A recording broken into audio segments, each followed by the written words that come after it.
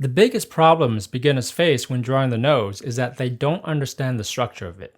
So they end up just trying to copy the outline of what they see in the reference, and this often results in a very flat and cartoonish drawing.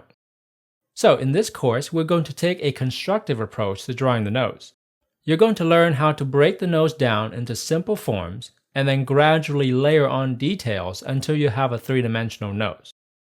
The biggest benefit of this approach is that not only will it allow you to draw realistic noses from reference, but once you understand how noses are constructed, you'll be able to draw them from your imagination as well. By the way, if you enjoyed this lesson, be sure to check out the full nose drawing course at mydrawingtutorials.com/nose.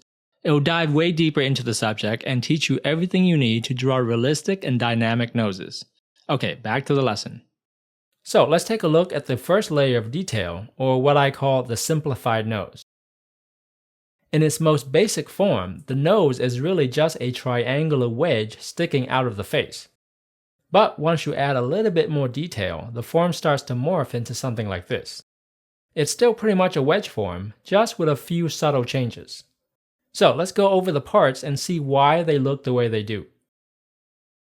The actual nose can be broken up into three major parts: the bridge, the tip, and the wings of the nostril. The bridge is the hardest part of the nose, and this is usually the part that's broken when you have a broken nose. The tip is the part of the nose that sticks out from the face the most. The tip is also sometimes called the ball of the nose because this area has a slightly rounded form. And you might hear me use the word ball and tip interchangeably. And the wings of the nostril is the part that widens when you flare your nostrils. It's also the area that you pinch when you're trying to block out a bad smell. The simplified nose has three major planes: the front plane, side plane, and bottom plane. The front plane is made up of the front plane of the bridge and tip of the nose. The side plane contains the side of the bridge, tip, and wings of the nostril. It helps to show how the nose gradually slopes down and connects to the face. And the bottom plane consists of the bottom of the tip and wings. The bottom plane is divided into two parts by this vertical center line.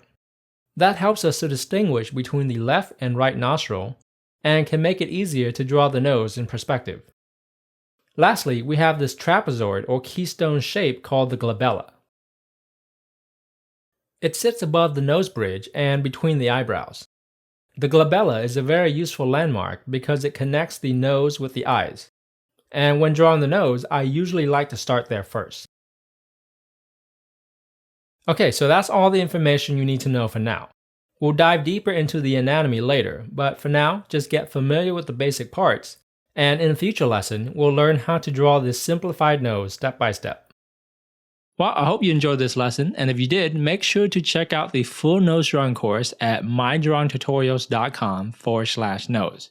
You'll get hours of additional lessons and step-by-step exercises, and learn things like how to draw and shade the nose from a bunch of different angles, how to exaggerate your reference and draw stylized or cartoonish noses, how to draw noses from your imagination, and a whole lot more.